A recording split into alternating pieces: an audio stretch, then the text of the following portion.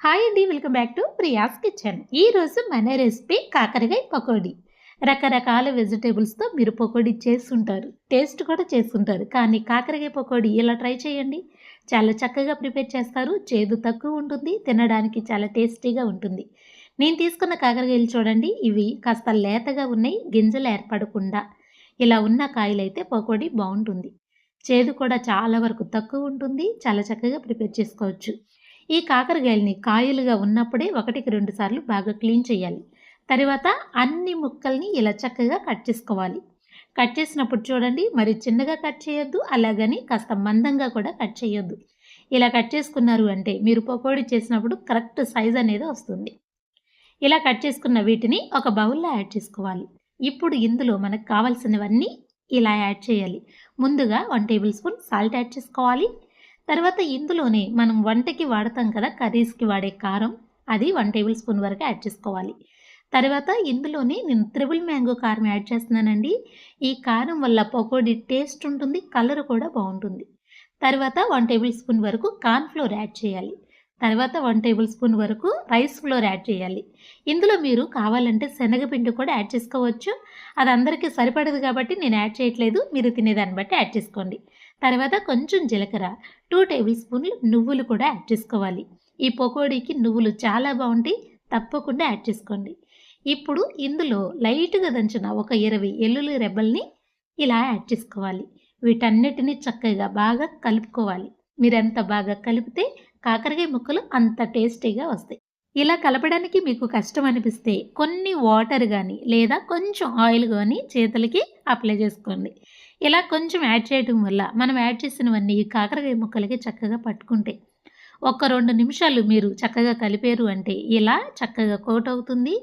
కాకరకాయ చేదు కూడా తక్కువ ఉంటుంది, చక్కగా క్రిస్పీగా ఈ ఫ్రైని చేసుకోవచ్చు. దీన్ని నేను కాకరకాయ పకోడీ అన్నాను కదండి, కావాలంటే మీరు శనగపిండి కూడా యాడ్ చేసుకోవచ్చు. నేనైతే శనగపిండి యాడ్ చేయలేదు, మీరు తినేదాన్ని బట్టి యాడ్ చేసుకోండి. ఇలా బాగా కలిపిన తర్వాత పక్కన ఉంచుకుని స్టవ్ ఆన్ చేసుకోవాలి. స్టవ్ పైన ఇలా ఒక ప్యాన్ పెట్టి డీప్ ఫ్రైకి సరిపడా ఆయిల్ యాడ్ చేయాలి. ఆయిల్ లైట్గా హీట్ అయిన తర్వాత ముందుగా ఒక 2 గుప్పెళ్ళు కాస్త ముదరగున్న కరివేపాకుని యాడ్ చేయాలి. 1 నిమిషం పాటు దీన్ని చక్కగా కలుపుకుంటూ వేయించారు అంటే చక్కగా వేగుతుంది, కాస్త క్రిస్పీగా రావాలి. మనం తినేటప్పుడు ఈ కరివేపాకు కూడా చక్కగా వేగితేనే బాగుంటుంది. ఇలా క్రిస్పీగా వేగిన తర్వాత ఆయిల్ నుండి సపరేట్ చేసుకోవాలి. ఇలా మీరు కరివేపాకుని ముందే గనక ఫ్రై చేశారు అనుకోండి, ఆయిల్ మొత్తానికి కరివేపాకు ఫ్లేవర్ పట్టుకుంటుంది, కాకరకాయ ముక్కలు చాలా టేస్టీగా వస్తాయి. ఇలా వేయించుకున్న తర్వాత తీసి పక్కన ఉంచుకోవాలి. తర్వాత ఈ ఆయిల్లోనే మనం మ్యాగ్నేట్ చేసుకున్న కాకరకాయ ముక్కలు ఉన్నాయి కదా, ఆ కాకరకాయ ముక్కల్ని కొన్ని 2-3 బ్యాచ్ల కింద ఇలా యాడ్ చేసుకోవాలి. మీరు యాడ్ చేసిన తర్వాత వీటిని అసలు కదిలించొద్దు. 1 నిమిషం తర్వాత మరోవైపుకి ఇలా తిప్పుకోవాలి.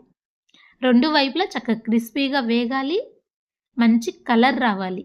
మనం చేసేది పకోడీ కాబట్టి కాస్త క్రిస్పీగా వేగితేనే బాగుంటుంది.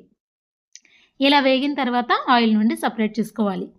ఈ పకోడీలో నువ్వుల హైలైట్ అండి. మనం తినేటప్పుడు నువ్వుల ఫ్లేవర్ చక్కగా తెలుస్తుంది. వెల్లుల్లి నువ్వులు యాడ్ చేయటం వల్ల ఈ పకోడీ చాలా చక్కగా వస్తుంది.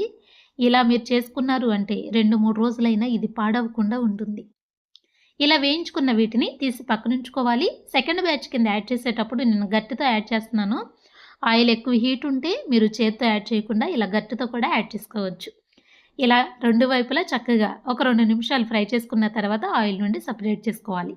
తినేటప్పుడు క్రిస్పీగా ఉంటుంది. మీరు చివర్లో ఉన్న పొడాన్ని కూడా వేస్ట్ చేయకుండా తినేస్తారు, అంత టేస్టీగా వస్తుంది.